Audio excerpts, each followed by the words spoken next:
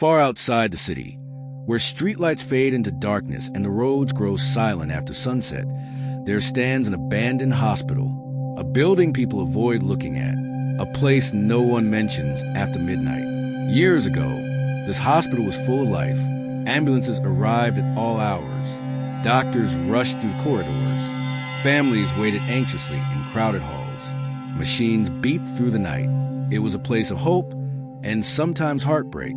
But then, one night, something happened. Some say it was an electrical short circuit. Others say it was something far more disturbing. Witnesses from nearby neighborhoods reported seeing smoke rising into the sky. They heard screams echoing through the darkness. Not just normal screams of panic, but something else, something unnatural. By morning, the fire was out, the building was sealed, and the hospital was shut down permanently. No official report ever explained what truly happened inside. For years, the structure remained empty, windows broken, paint peeling, metal gates rusting slowly under the sun. But if you asked the locals, they would tell you one thing in a lowered voice. Some patients never left. I never believed in those stories. Until the night I went there with my friend Armin. Armin loved exploring abandoned places. He ran a small online channel where he posted urban exploration videos. He always said fear was just imagination, that ghosts were stories people invented to make life interesting. One evening, he called me and said, "Let's go to the hospital tonight. Midnight. It'll be perfect." I laughed at first, but something about the idea pulled at my curiosity. And so, at exactly 12:07 a.m., we stood in front of the hospital gate. The iron bars were cold to the touch. When we pushed them open, they let out a long, painful creak, like the building itself was waking up.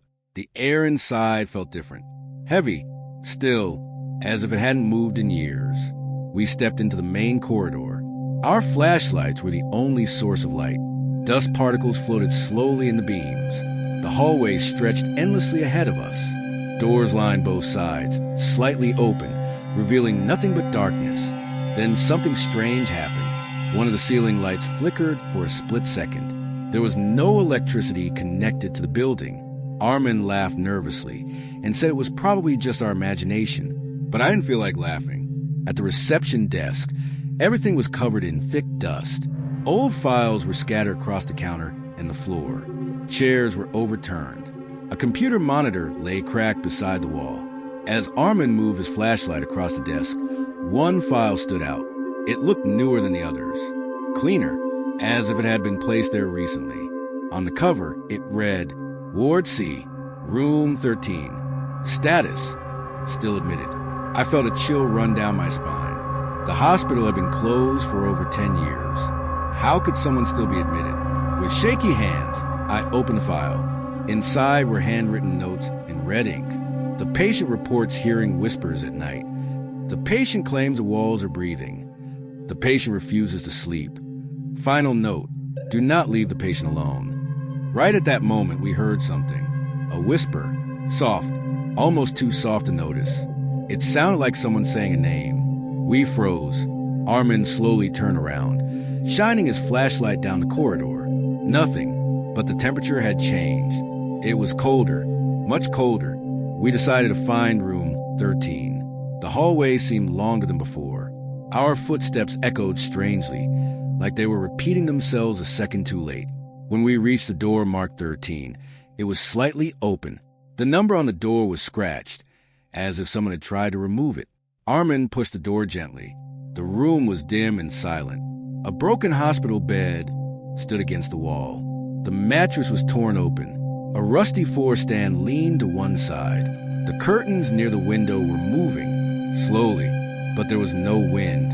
I stepped inside, and that's when I felt it. We weren't alone.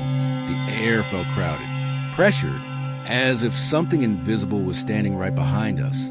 Then came the sound. Footsteps from upstairs. Slow, heavy, step, step, step. They weren't random. They were deliberate. Someone was walking. Above us, Armin whispered, "Let's check it." I didn't want to, but we moved toward the staircase.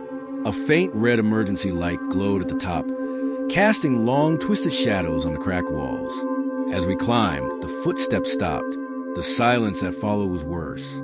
At the end of the upper hallway, we saw light. The operating room door was open.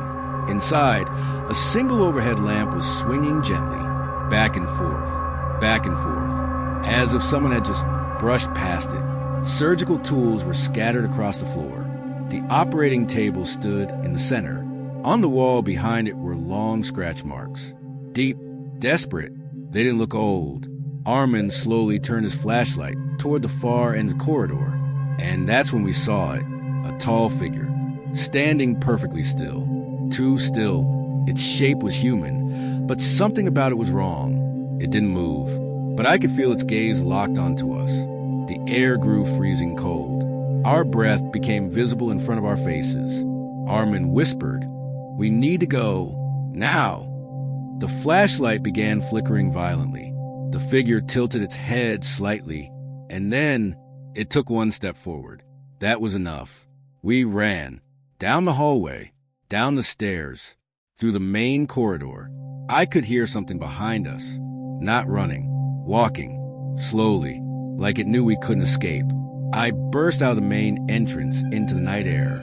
My heart was pounding so hard I could barely breathe. I turned to speak to Armin, but he wasn't there. I called his name. No answer. The hospital stood silent again. I looked up at the building. All the windows were dark, except one, room 13. In that window, a figure stood motionless. It looked like Armin. He was staring down at me, and slowly, he smiled. The next morning, I returned with the police. They searched every room, every hallway, every corner. There was no sign of Armin, no footprints, no broken glass, no evidence of anyone being there. It was as if he had never entered the building at all. As we were about to leave, I glanced at the reception desk. There was a file lying neatly in the center, clean, untouched by dust. I walked toward it slowly. My hands were trembling as I opened it. Patient name, Armin. Ward C, room 13.